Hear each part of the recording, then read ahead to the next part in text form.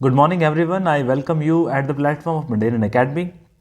जो आज हमारा डिस्कशन है वो हमारे जो सिलेबस है GS2 के अंदर, GS2 का यूनिट 2 देखें हम। GS2 के अंदर यूनिट 2 है जो जनरल साइंस और टेक्नोलॉजी से रिलेटेड है। इसके अंदर टेक्नोलॉजी के पोर्शन में हमारा यहाँ पे क्लियरली मेंशन है कि recent development in information and communication technology, जिसके अंदर आपका फॉरमोस्ट है आर्टिफिशियल इंटेलिजेंस।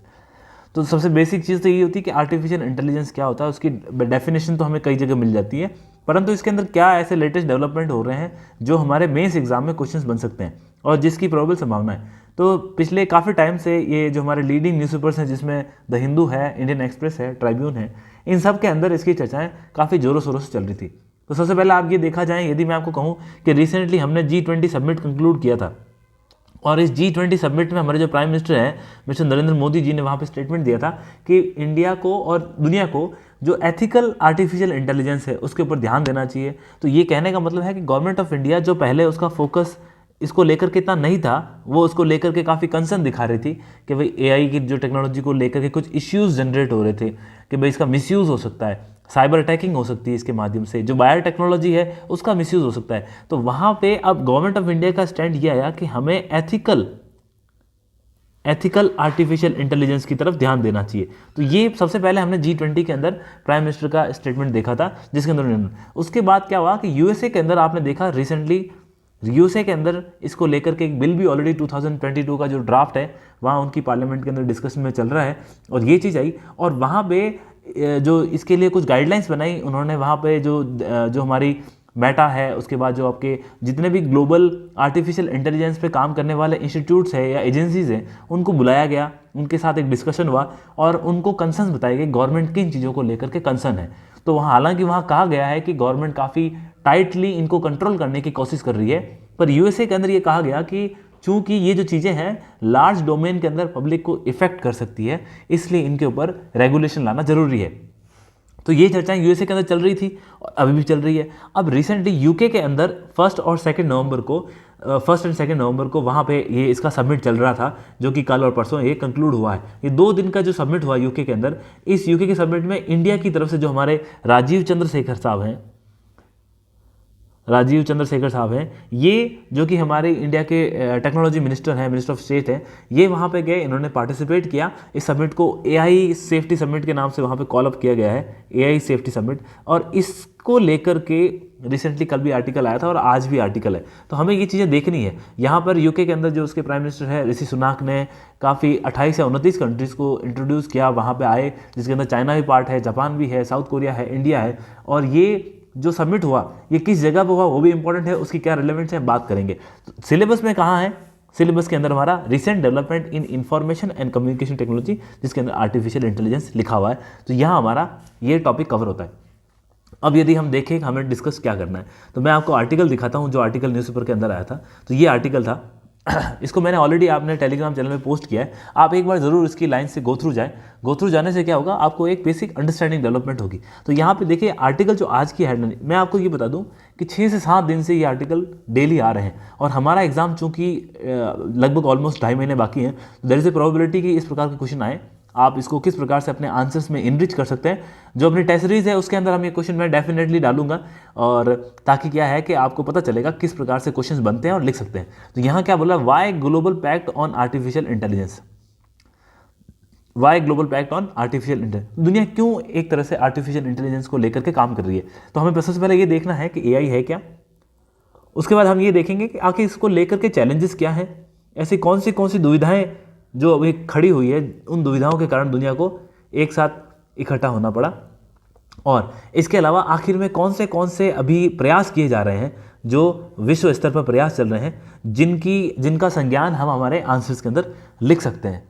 तो ये जो आप जिनकी फोटो देख रखे हैं, ये हमारे मिनिस्टर ऑफ स्टेट हैं IT के लिए, राजीव चंद्रशेखर साहब। तो ये अभी पार्टिसिपेट करने गए थे, कहाँ पे, ये पार्टिसिपेट करने गए आपके UK के अंदर। तो UK के अंदर 1 और 2 नवंबर को सबमिट हुआ, जिस सबमिट का नाम दिया गया था artificial intelligence safety summit, AI safety summit. तो यहाँ पे डिस्कशन हुआ, तो हम जी बात करें इसी की। तो ये लंदन के पास 80 किलोमीटर दूर स्थित एक हमारा जो ब्लेचली पार्क है, जो कि बकिंघमशायर एक शहर है, वहाँ पे 80 किलोमीटर दूर है। एक्चुअली इस जो प्लेस है वो भी एक बहुत इंपॉर्टेंट है। हुआ क्या कि जब सेकेंड वर्ल्ड वॉर चल रहा था, सेकेंड वर्ल्ड वॉर के दौरान आप जानते हैं कि जर्मन्स ने काफ़ी एग्रेसिवली काम किया था, और जर्मन्स जिस प्रकार की अपनी जो कम्युनिकेशन था, जो मैसेज पास करते थे, उसके लिए जो टेक्नोलॉजी इस्तेमाल करते थे, उसको जो उनके मैसेज होते थे उनको इनक्रिप्ट करना काफ़ी डिफिकल्ट था। तो इन्होंने यहाँ पे जितने लगभग करीब करीब कहते हैं काफ़ी एम्प्लॉयज़ को इस जगह पर भी उन्होंने शिफ्ट किया था, क्योंकि जर्मनी उस टाइम लंदन के शहरों के ऊपर बॉम्बार्डमेंट कर रहा था। तो लंदन के शहरों से 80 किलोमीटर दूर इन्होंने एक जगह चूज़ की, और इस प्लेस में, इस पार्क में उन्होंने 70 या 80 एकड़ के एरिया के अंदर, वहाँ पे लगभग 70% तो वुमन थी इसके अंदर, जो क्या करती थी कि जर्मनी के द्वारा विभिन्न देशों को जो मैसेज पास किए जा रहे हैं, मिलिट्री मैसेज हैं या स्ट्रेटेजिक मैसेज हैं, उन मैसेजों को यहाँ पर डिसाइफर किया जाता था, मतलब कि उन मैसेजों को तोड़ा जाता था। अब हुआ क्या, ये देखिए, कहते हैं ना, जो आवश्यकता आविष्कार की जननी होती है। अब चूंकि जर्मनी जिस प्रकार से इन मैसेज को जिस प्रकार से कम्युनिकेट करता था, इसके अंदर एक टेक्नोलॉजी इस्तेमाल होती है जिसको इनसिग्मा कहते हैं। तो इन सिग्मा को, मैसेजेस को तोड़ने के लिए इस जगह पर नई नई टेक्नोलॉजीज़ का इनोवेशन हुआ। कुछ जो मैथमेटिक्स की मशीनें हैं, मैथमेटिक्स की हेल्प लेकर के कंप्यूटर साइंस की जनरेशन कहा जाता है इस जगह को, वहाँ पर ये कार्य हुआ था। इसी कारण से एक इम्पॉर्टेंट रिलेवेंस दिखाया इन्होंने हिस्ट्री का।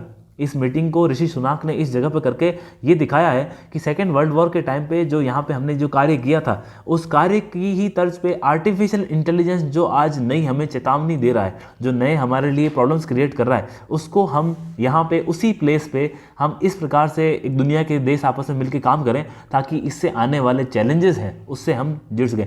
ये इसमें कोई दो राय नहीं है कि आर्टिफिशियल इंटेलिजेंस को ये कहा जा रहा है कि मानवता के लिए पहली बार कोई ऐसी टेक्नोलॉजी है जो उसको खुद को चैलेंज कर रही है। मतलब आर्टिफिशियल इंटेलिजेंस, मतलब आर्टिफिशियल रूप से आपने इंटेलिजेंस का इतना हाई लेवल पे चला गया है कि वो मानव की खुद की इंटेलिजेंस को चेतावनी या चुनौती दे रहा है। इसी कारण से यहाँ पे ये सबमिट हुआ।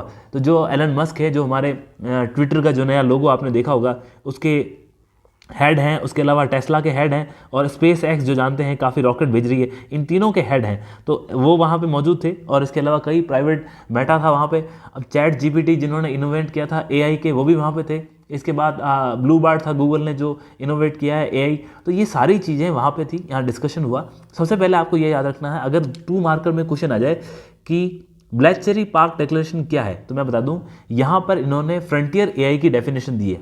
फ्रंटियर एआई क्या है तो आर्टिफिशियल इंटेलिजेंस ही, लेकिन इन्होंने फ्रंटियर इसलिए नाम दिया कि ऐसी आर्टिफिशियल इंटेलिजेंस की वो ब्रांच जो कि ह्यूमन इंटेलिजेंस को चुनौती देती है और मानव से आगे जाकर के उसके जो अस्तित्व है उसको खतरे में डालती है, उसको इन्होंने यहाँ पे फ्रंटियर आर्टिफिशियल इंटेलिजेंस नाम दिया है। इसमें एक तो आपको ये याद रखना है कि पार्टिसिपेशन किसने किया हमारे वहाँ पे, और इनका क्या स्टैंड था। तो सबसे पहले इंडिया का पोजीशन देखिए। तो यहाँ हमारे यहाँ पे जो मिनिस्टर गए, उन्होंने यहाँ पे क्या बोला, उन्होंने कहा कि भारत ये देखता है कि आर्टिफिशियल इंटेलिजेंस एक बहुत बड़ी अपॉर्चुनिटी है, और ये न सिर्फ इंडिया के लिए है बल्कि पूरे विश्व के लिए। और ये कह रहे हैं कि हम ये कहते हैं आपको कि हम जो आर्टिफिशियल इंटेलिजेंस से जो भी चैलेंजेस आ रहे हैं, उन चैलेंजेस को मिटिगेट करेंगे, ताकि इसके जो बेनिफिट हैं, उसके बेनिफिट जो इसकी टेक्नोलॉजी का इस्तेमाल करके हम उससे जो सोसाइटी को एट लार्ज हम उसका बेनिफिट दे सकें। और उनका ये कहना था कि आर्टिफिशियल इंटेलिजेंस को हमें उस तरीके से देखना चाहिए कि जिसे हम ये देख सकें कि इसमें ओपननेस हो, इसके अंदर सेफ्टी हो, इसके अंदर लोगों का ट्रस्ट हो और अकाउंटेबिलिटी हो। सॉरी। तो इन 4 चीज़ों के माध्यम से आर्टिफिशियल इंटेलिजेंस को इंडिया एक पॉजिटिव रूप से देखता है। और मैं आपको ऑलरेडी कह चुका हूं कि G20 की समिट के अंदर, जब नई दिल्ली में समिट हुई थी, तब नरेंद्र मोदी जी ने कहा था कि Narendra Modi has called it as a global framework on the expansion of ethical AI tools. तो मोदी जी ने क्या कहा था कि एथिकल लाइन्स के ऊपर आपका आर्टिफिशियल इंटेलिजेंस है वो डेवलप होना चाहिए। अब यहाँ पे आपको इस शब्द को यहाँ से सीधा कहाँ ले जाना है, जो हमारा यूनिट 1 है जिसके अंदर एथिक्स हमारा जो चैप्टर है।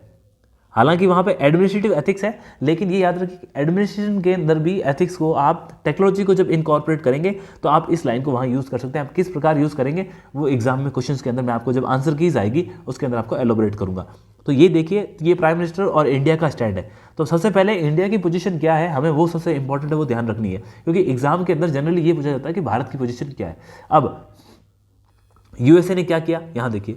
इससे पहले यूएसए देखिए बाइडेन का एग्जीक्यूटिव ऑर्डर के बारे में लिखा है। तो यूएसए, वहाँ पे यूएस के जो प्रेसिडेंट हैं जो बाइडेन है, उन्होंने रिसेंटली एक एग्जीक्यूटिव ऑर्डर निकाला था और उन्होंने कहा था कि हमें कुछ सेफगार्ड बनाने पड़ेंगे। किस तरह के सेफगार्ड? जो आर्टिफिशियल इंटेलिजेंस हमें चुनौती दे रहा है उसके लिए। और उन्होंने ये कहा कि एक एक्सपर्ट की कमेटी बनाएंगे और जो भी कंपनीज कोई भी नया एक इनोवेशन कर रही है आर्टिफिशियल इंटेलिजेंस के, अब आर्टिफिशियल इंटेलिजेंस के अगर नए इनोवेशन देखें तो आपको एक तो पता होना चाहिए कि बार्ड किसने किया? गूगल ने किया। इसके अलावा चैट जीपीटी, ये हमारा ओपन एआई जिसके जो ओनर है वो सैल्टमन है, तो इन्होंने, तो ये बड़े ही पॉपुलर रहे हैं। चैट जीपीटी के वेरिएंट 3 भी आया था, वेरिएंट 4 भी आया है। ये सब है क्या? जीपीटी होता है जनरेटिव प्री ट्रेन्ड लैंग्वेज, तो ये सारे के सारे लैंग्वेज मॉडल पे हैं। तो ये जो चीज़ें, ये नए नए इनोवेशंस थे। अब इनका यूएसए का ये कहना है कि यूएसए के अंदर जो भी नई अब टेक्नोलॉजी आएगी, चाहे वो कोई भी कंपनी बनाए, तो उस कंपनी को ये पब्लिक में लाने से पहले उसको जो गवर्नमेंट के कोई ऑफिशियल्स हैं उनको सामने ये चीज़ें रखनी होगी, वहाँ पे एक्सपर्ट होंगे, उनको ये बताएंगे कि ये टेक्नोलॉजी इस प्रकार से मानवता को प्रभावित करेगी। फिर वो कमेटी ये देखेगी कि वास्तव में क्या इसके लोगों को फ़ायदे हैं और इसके नुकसान हैं, तो उसको रोकने के लिए क्या उपाय किए जा सकते हैं ताकि मानवता के अस्तित्व को खतरा ना हो।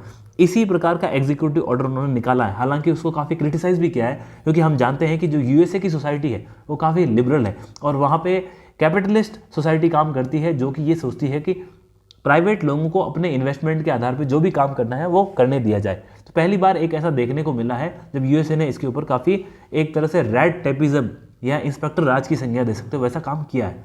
तो आप ये सोच सकते हैं कि ये जो टेक्नोलॉजी काफ़ी खतरा क्रिएट कर रही है, इसीलिए इन्होंने ये चीज़ें की है। देखिए, हमें टेक्नोलॉजी से डरने की ज़रूरत नहीं है, हमारा एग्जाम के अंदर किस प्रकार से हम उसको लिखें वो इंपॉर्टेंट है। अब इसके अलावा अभी जो ये हुआ है, हमारा जो ब्लैडचेरी पार्क के अंदर डिक्लेरेशन हुआ है, उसके अंदर काफ़ी लोग थे, जिसके अंदर ये यूके की लीडरशिप के अंदर हुई है, और यहाँ पे क्या बातें उठ के आई है वो आपको जानने की ज़रूरत है। अब देखिए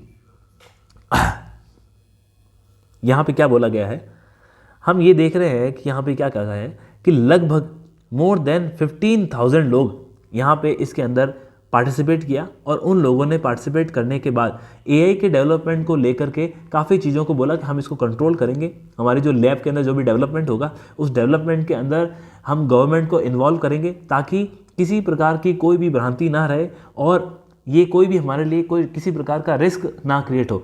एलन मस्क ने तो ये तक कहा था कि मस्क ने ये कहा कि ये जो हमारे लिए एक तरह से एग्जिस्टेंशियल रिस्क है, वहाँ पे रशिया कहता है कि एग्जिस्टेंशियल थ्रेट है हमारे लिए, जिस प्रकार से नाटो का एक्सपेंशन हो रहा है। और यहाँ पे एलन मस्क कह रहे हैं, जो कि टेक्नोलॉजी को खुद इतनी प्रकार से इस्तेमाल कर रहे हैं, वो कह रहे हैं कि जो एआई है वो एक तरह से एग्जिस्टेंशियल रिस्क है, क्योंकि मानवता को एक इंटेलिजेंस है वो उसको ओवर पावर कर रहा है।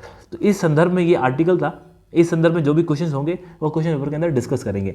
मेरा आपके इस आर्टिकल को लाने का उद्देश्य ये था कि आप ये समझें कि हर समय हमें स्टैटिक पोर्शन के ऊपर रिलायबल नहीं होना है, स्टैटिक के साथ हमें करंट अफेयर्स को भी साथ में इन्वॉल्व करना है।